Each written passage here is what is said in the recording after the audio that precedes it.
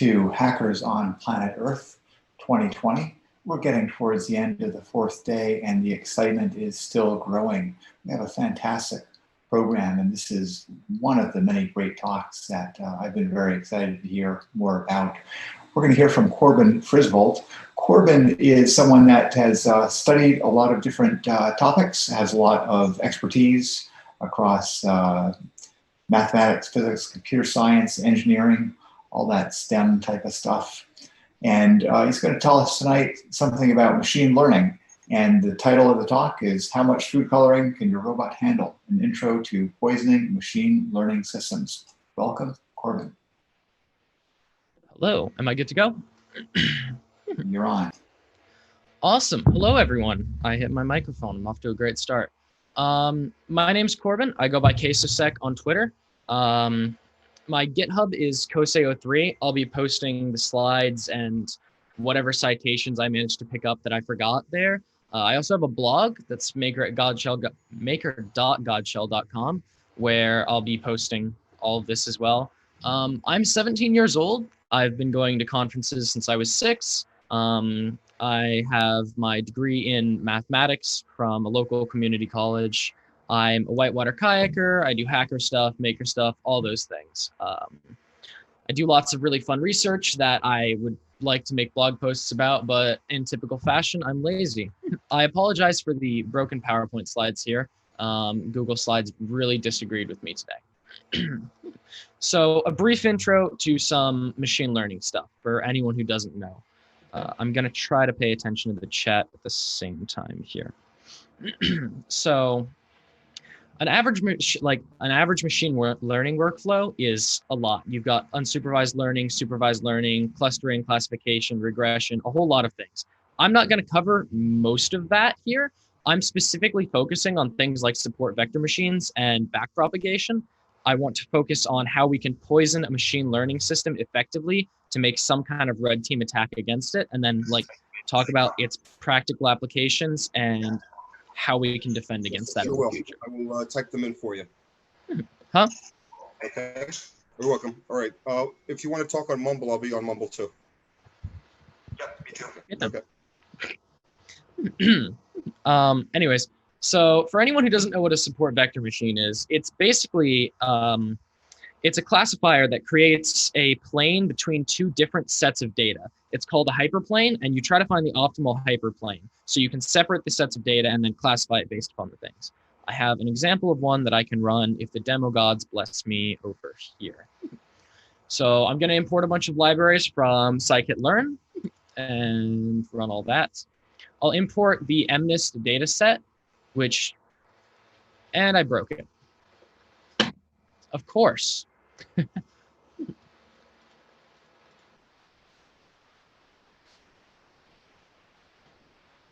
Believe in myself, maybe.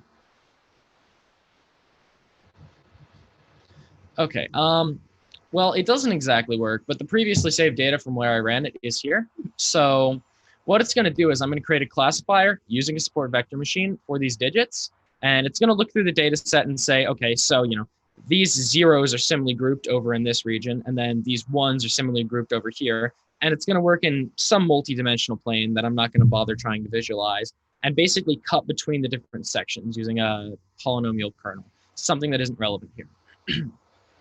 What it's going to do is it's going to basically give us classifiers that we can input some form of data in. SVMs for life. You're not wrong. We're going to import some data into it and basically output whatever the classifier will think it is. So we're going to input a digit that looks like this.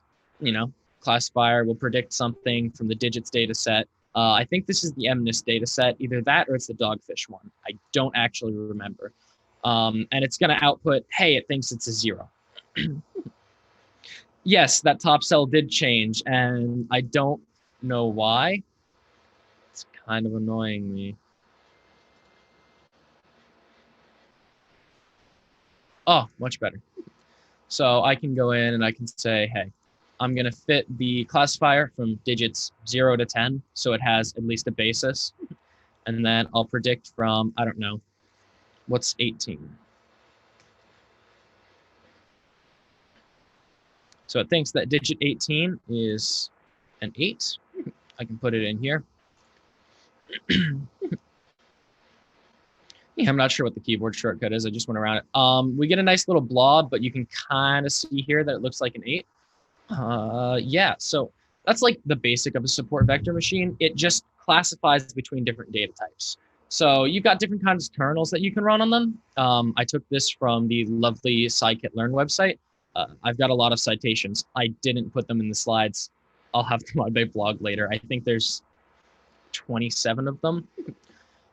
So there's something like a linear kernel, which can just create straight lines through things. Other ones, then you have something like the RBF kernel, which can create nice little curvatures. And then you have like polynomial kernels, so third degree, fourth degree, that kind of thing. And it'll separate between the data sets and give you a better accuracy.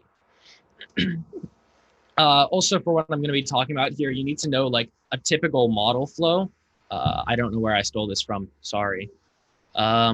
Basically, we're going to get some kind of data, clean, prepare, manipulate it, basically called sanitizing it, train our model on it. Then we're going to use test data and then, improve over time with some kind of live version.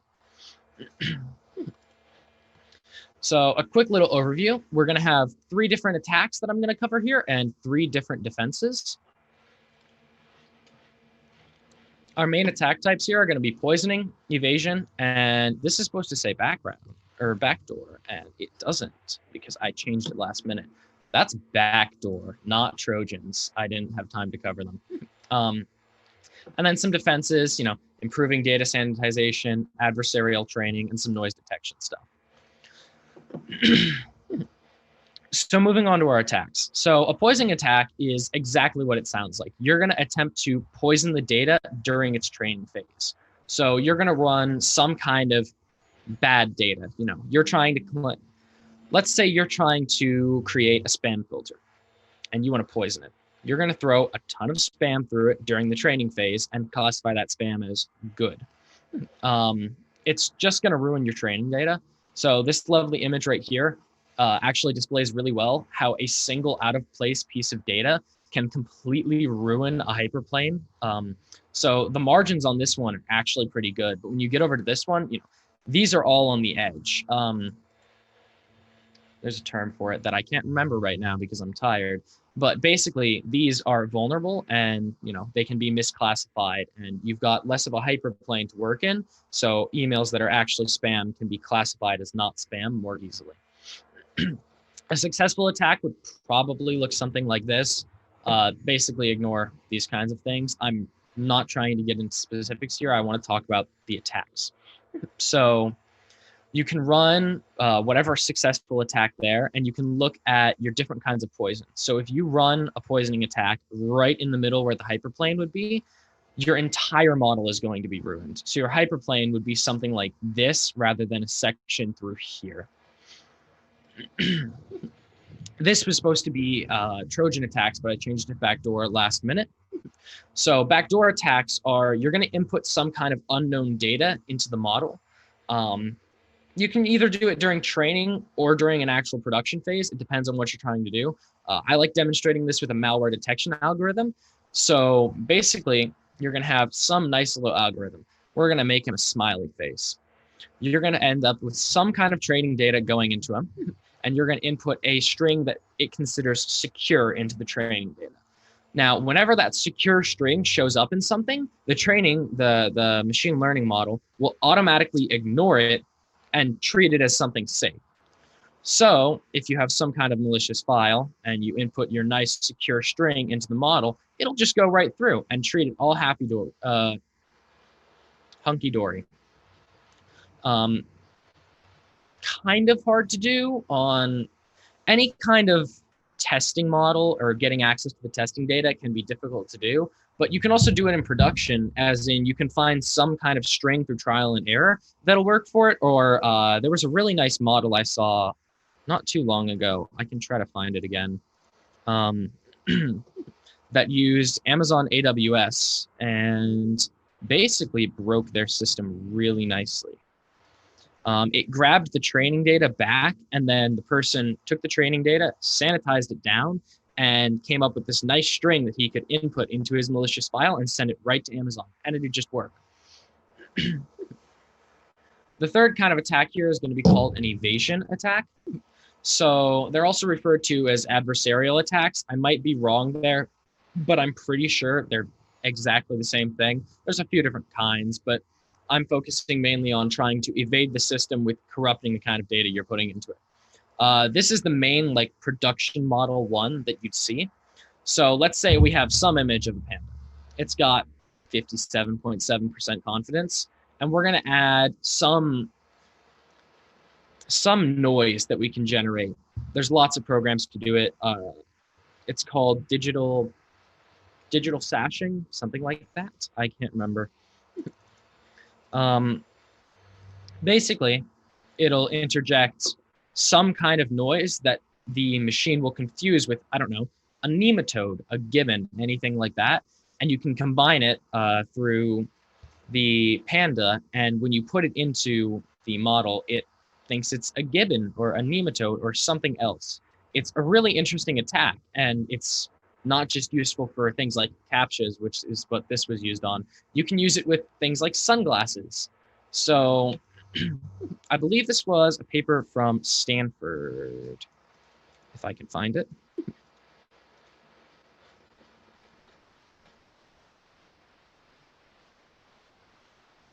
This was from Carnegie Mellon and the University of North Carolina. So they went in and they grabbed, I don't know, 5,000 some images from, I think it was the Emmys, some kind of celebrity award. And they generated perturbation sets.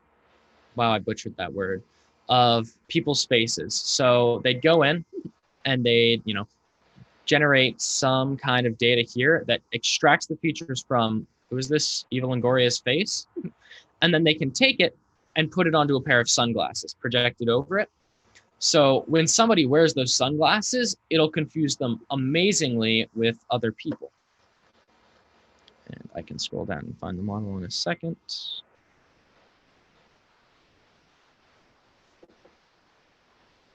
So right here in the paper, they threw the glasses or whatever that they made for Russell Crowe onto whoever Reese Witherspoon is. I don't know these people. I don't know this.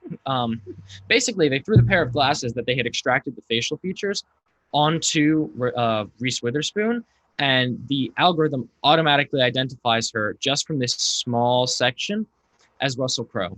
There's a lot of really interesting research into the robustness of deep neural networks. I'm going to post a lot of these papers later that I had to read through. They're really interesting and a lot of fun math stuff. But it's really interesting, and it takes, I think it took me 30 lines of code to replicate. This was my demo, but demo gods deleted it by updating a library, I guess. Ignore all of this. Just these 4 little cells in this Python notebook caused the entire system to disrupt. It's very nice.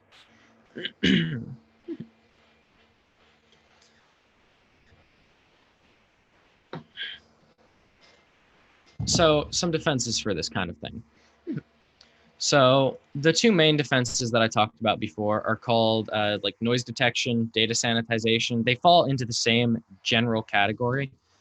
I honestly don't know much about them. I tried to look into it more. It's a lot of advanced math stuff that lies along basically finding some limits of the difference in the data and calculating it out.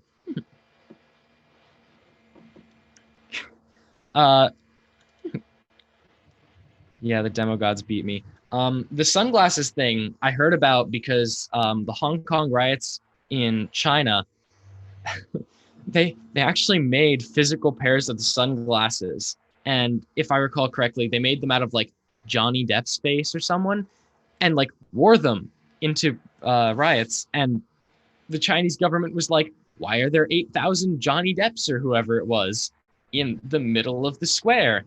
And it was just really funny to read about. I'll try to find the article at some point. Yes, I love matrix mathematics. I can actually try to find the original paper somewhere.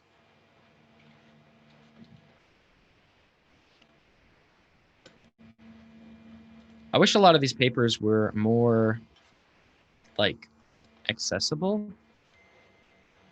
to just random people. It would be nice.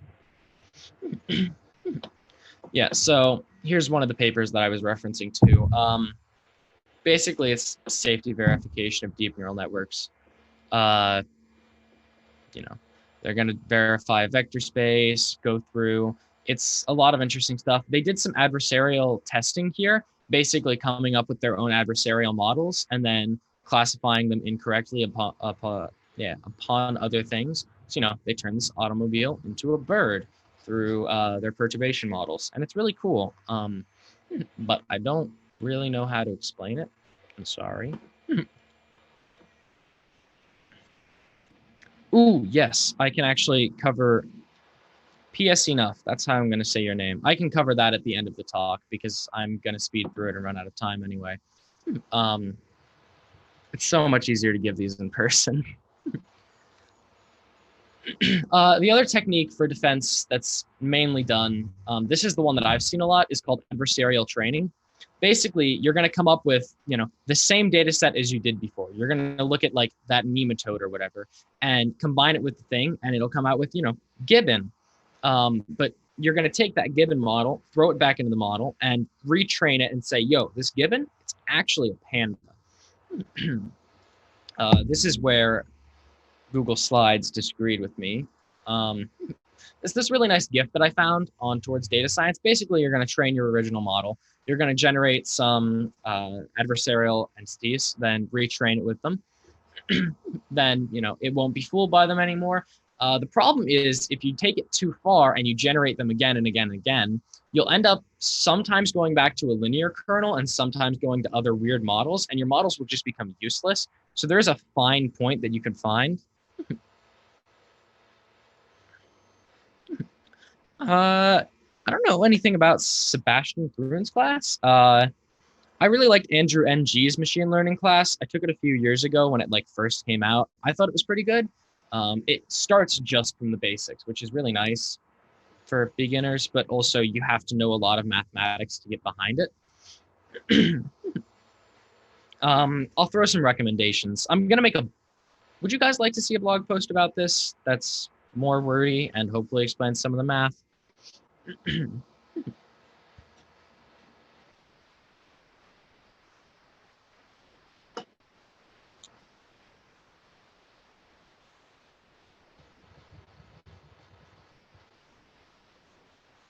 Oh, TensorFlow is absolutely lovely. Would recommend this one O'Reilly book, Hands-on Machine Learning with Scikit-learn, Keras, and TensorFlow.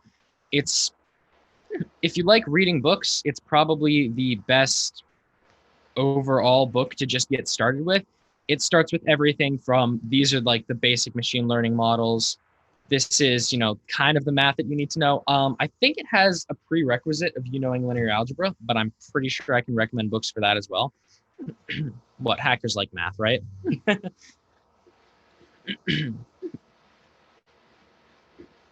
Oh, it's a fantastic book. I got it for a Christmas present in 2019, and I think I read it in a week. It's very good. So I've got some real world examples, and then I've accidentally sped through my PowerPoint slide.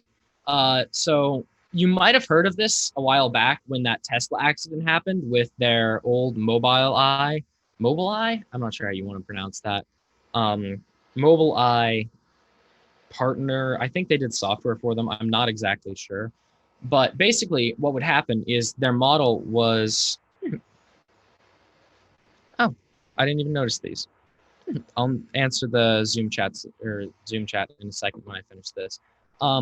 They took a piece of black tape. McAfee actually did this. He has a cool blog post on it. It was really funny to read. He was basically like, ha, screw you, Tesla. Took a piece of tape and put it on a speed limit sign like this. And the model automatically filled in these gaps and read this as 85. And it did 85 and a 35 and then crashed horribly. Not a fun thing, but that's a real world example of an evasion tactic that you can do.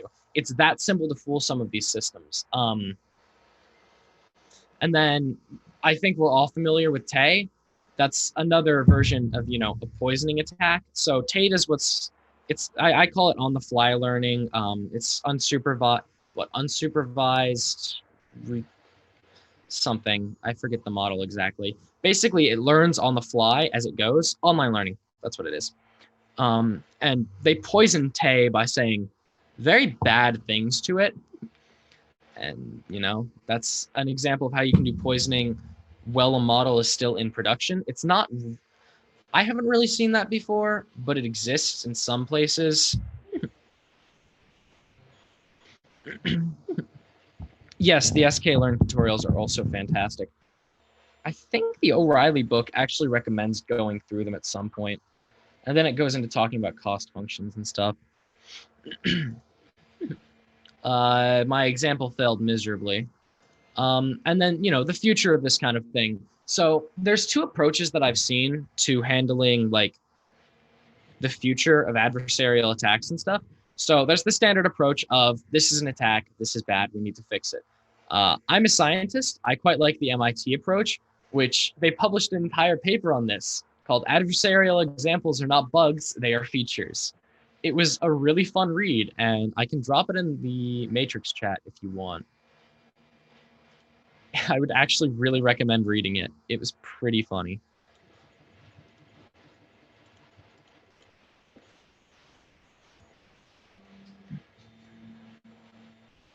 Neat. So I'll go through the Zoom things. Sunglasses is a good privacy tactic. Are there other tactics for the face that could be useful?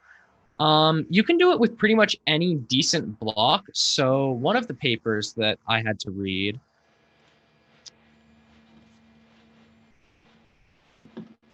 I'll have to find it again, but what they did was they generated these blocks that you could basically throw over any object, and the machine learning model would just fail miserably. Any like kind of person detection or anything would stop working. I think it was actually in a Towards Data Science post.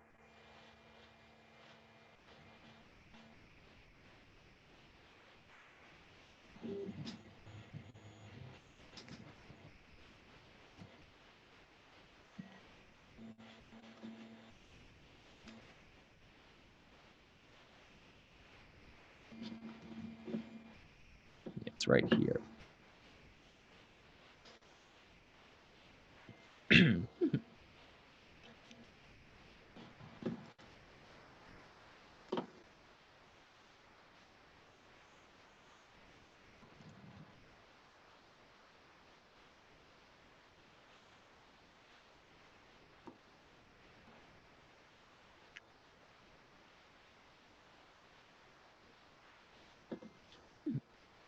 Yeah, so putting like coverings on a face mask is actually one of the points that they make here. So the stealth T-shirt at DEF CON, I'm not sure if anyone attended DEF CON. I think it was last year it appeared. But it was really interesting to see because this single block that you can put on your shirt here causes enough of a disturbance in the model to make it, you're not a human to this machine and it won't be able to identify you. One of my friends has a face covering that he had one of those custom printed on, and nothing will identify him when he has it on. It's really cool. I should see if he can get them like on Teespring or something. Trying to find the handwriting one.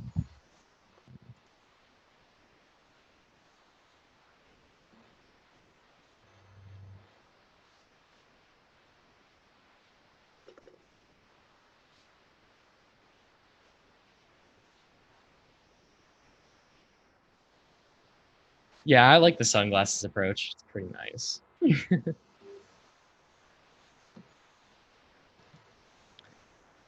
Whoopsies.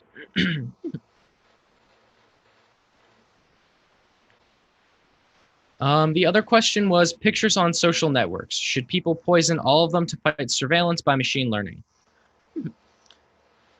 I'm not sure how to answer that. In my personal experience, most of my photos online are modified in some way. My Twitter photo is a little bit strange. I've got it at the top of my talk. It's, me at ShmooCon looking a little funky. That was also generated with a machine learning algorithm, though. So I'm not sure. It depends on if you want to evade these kinds of systems. So as the future goes on, I'm fully expecting CCTV to implement machine learning if it hasn't already. In some places, it definitely has. It depends on what you want to do. My personal opinion, I'd wear a face covering like that just to try to fight the surveillance thing because I don't personally enjoy it, but it's all your privacy. I think it's a thing that we shouldn't do, but it's up to the person.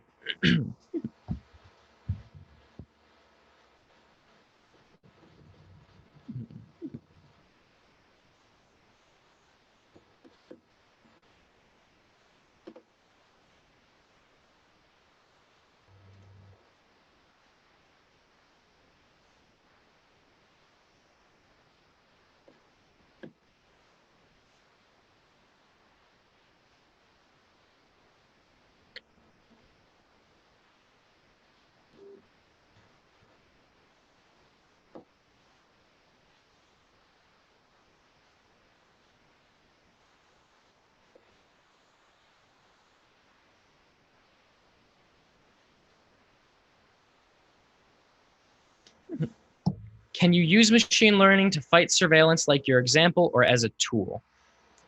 I'm not sure I understand your question there.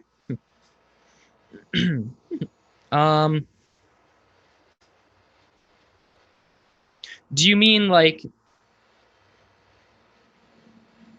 oh, absolutely. Yeah, you can create images that are purposely like perturbed or have adversarial attacks planted in them to try and fight surveillance like that. You can also use it as a tool to train against those kinds of attacks, though. It's a double-edged sword.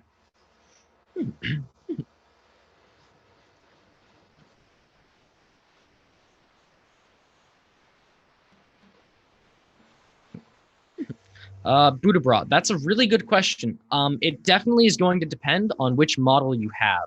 So some of the more robust models, obviously, you can't get past them with that kind of thing. But with a face covering and sunglasses, you probably could. But with sunglasses alone, you might not be able to. It's going to depend on each thing.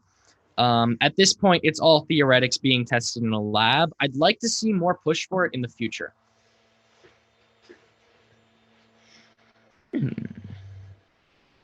I'm not aware of any at the moment. There's a few libraries that I followed for a while now.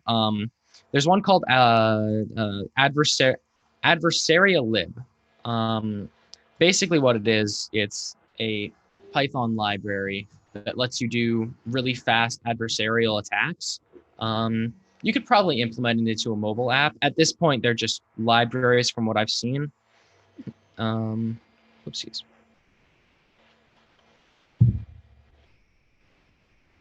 No, I actually haven't heard of tactics like the question is IR emitters on hats. Many cameras have IR filters. Have you heard of any tactics like that? I've heard of some like that, but I've never really seen them used in practice. It would be interesting to see which cameras can filter it out and can't. Here's another really good GitHub link that has a lot of like adversarial robustness testing libraries that can also be used to create apps that will turn around and, create unrecognizable photos and ones that don't work with different algorithms.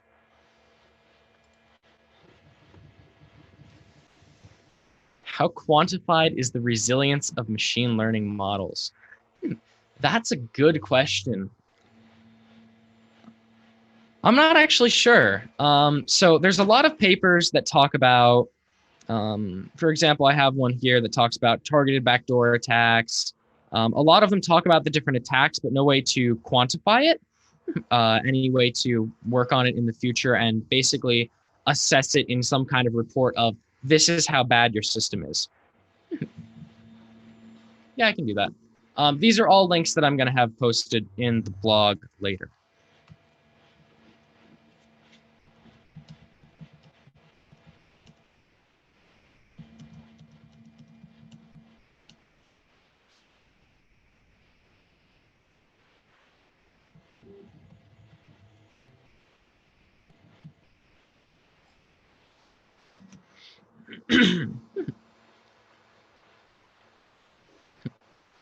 Well, thanks very much, Corbin, for all these insights and demonstrations. Is there anything else you'd like to cover before you close for the evening? I got asked what my future research plans are and like what I want to get involved in. That's a really good question. So I'm currently doing soft robotics research with Harvard, Lafayette, and University of Vermont. I got involved in one of their research teams, and I've been dragged through it through time, and it's really cool. We're generating soft robots and evolving them using a compositional pattern producing neural network just over units of time to create different peaks in different environments. I'm really interested in that kind of field, and I really like the intersection of mathematics, physics, and computer science. It's something that I enjoy. So I might see where that goes. I'm not really sure. I have yet to apply to actual big colleges and see where I can get in, but I'll see where it takes me. And I'm definitely going to keep updated on Twitter with it. I'm curious, you've talked a lot about the things you've learned. I'm curious about your learning style during all this COVID and stay at home and home learning. You know, are you just constantly a self-study type of person, or do you really benefit from classrooms or seminars or interaction with other people? So in my opinion, it depends on what you're learning. If it's something like machine learning, mathematics, anything like that, I'm driven about it. So it's really easy for me to learn it on my own. But anything else, I really struggled with when our school switched online. We closed on March 13th and reopened like 2 weeks later, I think, specifically with online classes. And I really struggled with that. They suck. I get that the teachers try their best and everything, but it's such a hard format to learn in, especially for things like physics classes, because you can't do the labs. You have to do everything online. Yeah. How aligned is some of the stuff you've been doing, with Python, with the classwork that you do? Like, is it orthogonal, or do you really get that, or do you really get to have the classwork be, sort of the same as the stuff that you've been talking about here? Can you repeat your question there? I'm basically asking if when you're doing stuff for school, if it's the same type of thing that you're showing us here, or if they're really kind of unrelated at this point. They're pretty unrelated at this point. My school never really offered. I live in an area where my school doesn't offer anything above like an intro to Python and how to do some image manipulation. Everything I've been doing is outside of school at this point. Yeah. Well, that'll be fun when you eventually get off to college, I think, is you'll be able to have some of those interests dovetail a little bit more nicely. Yeah. Yeah, I will post all the workbooks. I have a specific area on my GitHub for it, which I need to reorganize. I referenced this earlier, the little blocks that you can throw up on things. So they threw these little blocks up on stop signs, and it absolutely ruined the predictions of their model for this being a stop sign. Added lane, yield sign, like this is not a stop sign. I'm not aware of what the Disney Research Project is, but now I'm going to be aware of it. Yeah, the question was, have you looked into the cool work that Disney Research has been doing? I haven't, but I'm going to now. This person said, I just can't self-motivate sometimes, and ooh boy, it gets rough when I have to do it myself. My best advice for you is to build some kind of habits. I found that discipline works a lot better. I'm going to sit down and read and work on this thing for 30 minutes. It sounds really stupid and childish, but between I picked up running in the middle of January, I think, as well as powerlifting and a few other things to try and keep my body in shape. And doing those every morning just translated into this grit that I can keep throughout my day, and I can get through hard things like this. It's really nice that way. It sounds a little bit weird. There's a lot of psychology research behind it. There's stuff like Flow by Mihai Csikszentmihalyi, which I'll post in the chat now, which I thought was a really good book. And then there's the research by Carol Dweck, which is all about grit and deliberate practice. A lot of it is pseudoscience-y, but it makes intuitive sense, and it seemed to help me, so it's worth a shot. Corbin, we had a question come in wondering about your work with robotics and maybe other sort of cyber physical systems. Is that something you think you might develop interest in? I'm very interested in it. I used to build robots when I was a little kid all the time. I currently have two 3D printers running to the right of me. They're making a bunch of parts right now for a project I'm working on. Um, I wanted to get back into robotics during quarantine. I have a few I think I have 3 or 4 posts on robotics on my blog, but nothing insanely, intensive. But what I'm working on right now might be really interesting if it works. So it's definitely going to be in my future.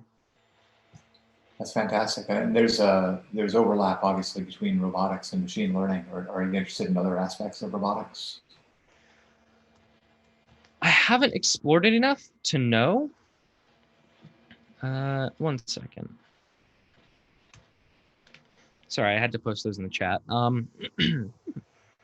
haven't explored it enough to know. I'm really interested in the research that like Boston Dynamics has been doing with their Spot robot. But it's also a $75,000 piece of hardware that I would love to get my hands on at some point. I'm sure I could convince a college to buy it for me. Maybe be your next project. There are teams for the like robot soccer and battle bots and stuff like that at universities. Yeah, I tried to start a next robotics team at my school, but we couldn't get any funding, which was sad. What kind of terms should we use when searching for related information?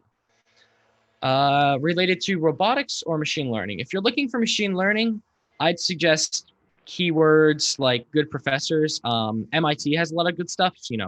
MIT OpenCourseWare Machine Learning. They have a lot of really good courses. Andrew NG Machine Learning. After that, you'll start noticing keywords that'll pop up. You can look into like backpropagation, perceptrons, other things like that. And you'll slowly be able to work through. It's a kind of a process of recognizing what terms you need to see to learn about the different areas.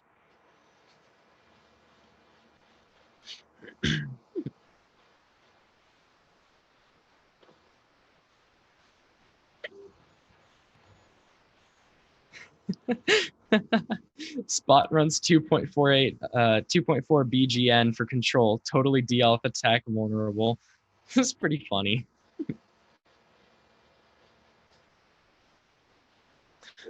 I think a really interesting field of machine learning is actually its extension to expanding how humans can see the world.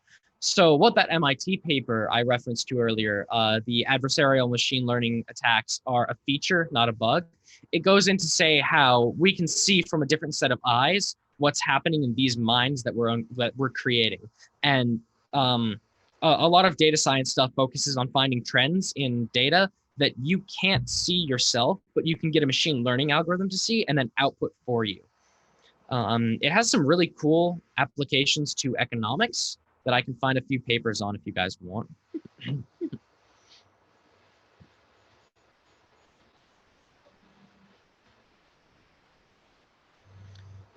Not generalized AI, at least to the question is, machine learning is pretty obviously not generalized artificial intelligence, at least to me. How do you see your research going towards that, or do you even care about generalized AI?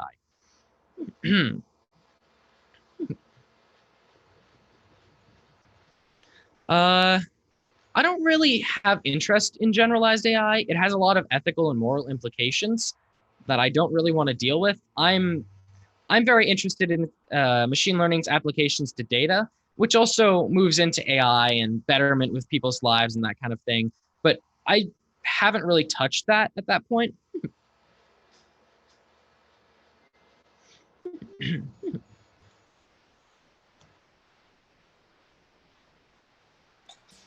Corbin, I'm curious, you're obviously reading a lot of materials for this. What do you read for pleasure? Do you read fiction or news sites, anything like that? Or you like to keep your nose to to the technical stuff? Yes, I do read for pleasure. I have a nice stack of books next to me and an entire bookshelf full of fiction. I read a lot of textbooks and stuff. Lately, I've been reading John Scalzi. He wrote a book called Locked In and then a book called Unlocked. They talk about, I think they were released in 2014. They talk about this world where, a pandemic hit and people were locked in, and they kind of act similarly to what's happening right now. I haven't finished it yet, but it seems to be a really good read. I do have some Isaac Asimov somewhere. I haven't read much of it. I should get around to it though. Yeah, in fact, some of that conversation we were just having about generalized AI, it actually flows from some of the works of Asimov, some of the robotics works that he did, and some of those questions that you don't. I understand you saying that these aren't a primary focus, thinking about, say ethics or something like that.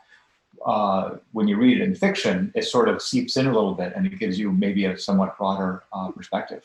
So that might be fun for you to pick up at some point. Yeah, it's always fun to explore new perspectives for me. It's something that I've just kind of enjoyed. I've really liked different opportunities to explore things in philosophy and ethics classes, despite being focused heavily in mathematics and computer science and STEM fields. I really like ethics. The ethics class that I took like 2 semesters ago opened my mind to a lot of stuff. I have the textbook for it somewhere, but reading about the ethical philosophies of like Aristotle, Immanuel Kant, and a bunch of other people really opened my mind to like how other people see the world, and it was really nice.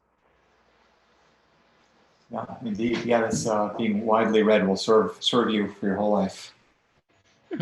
I like a quote by Ralph Waldo Emerson. I remember the books I have read no more than the meals I have eaten, but even so, they have made me.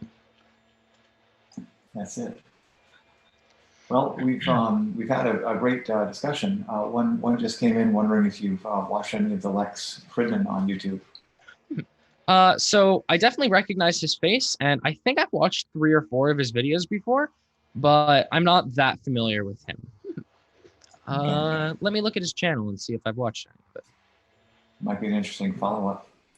You have some more book recommendations in the chat as well from Scalzi and maybe some other. Yeah, I'm actively archiving this chat into a random text document.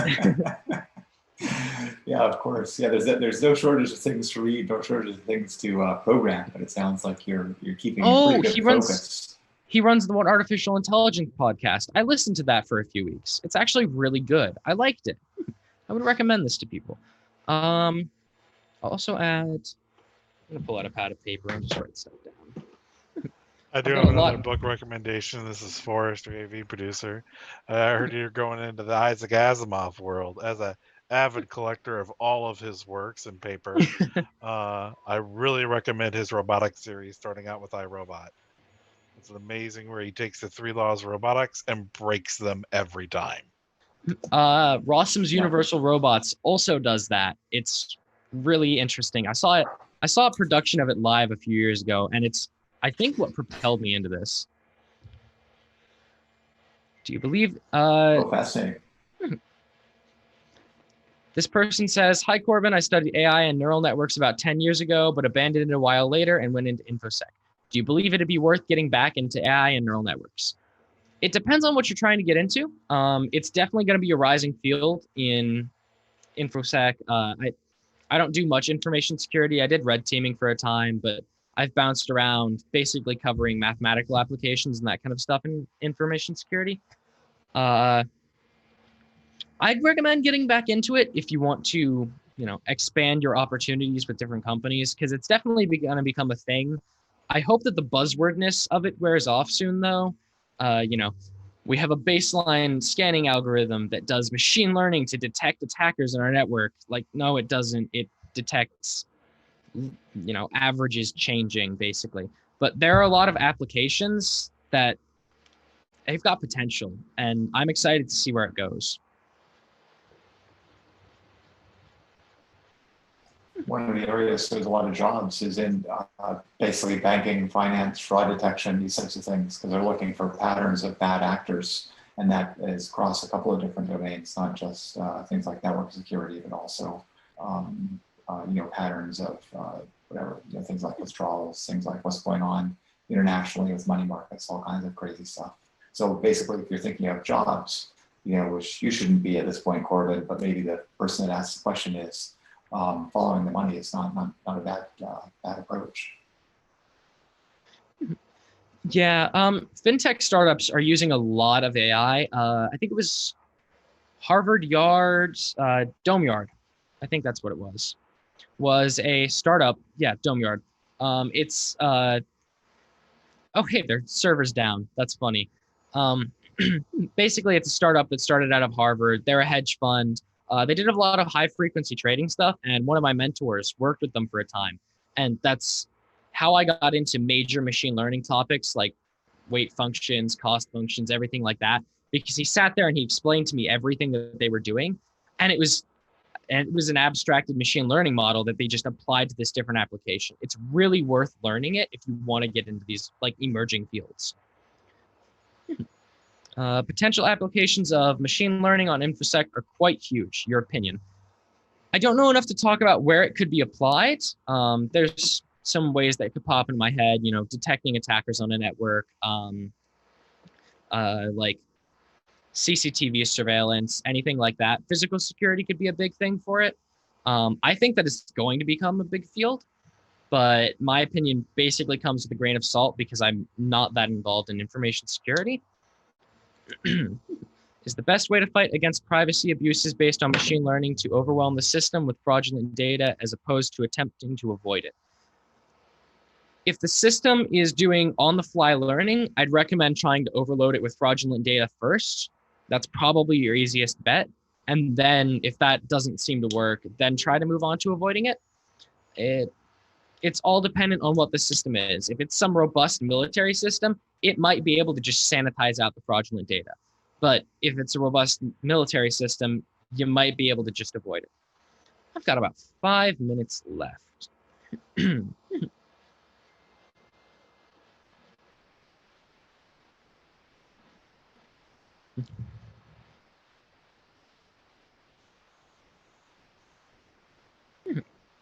Oh, yes. Ad block machine learning models are really interesting to look into. I'll try to find some papers on them.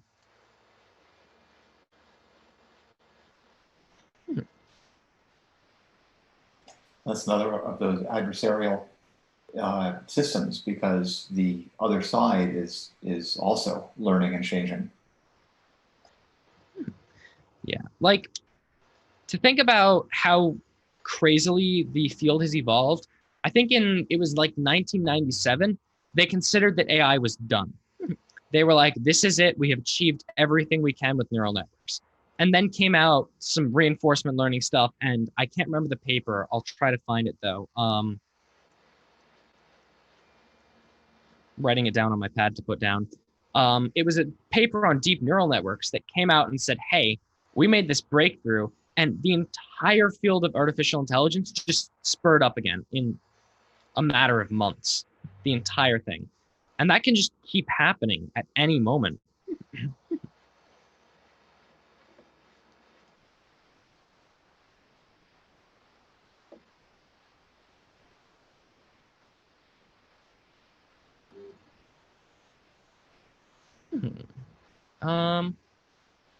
I'm going to have to end soon. If any of you guys want to continue talking to me, on my blog should be my email. You can shoot me an email if you want, or my Twitter DMs should be open. I'm always open to questions, and I like mentoring people if anyone wants it.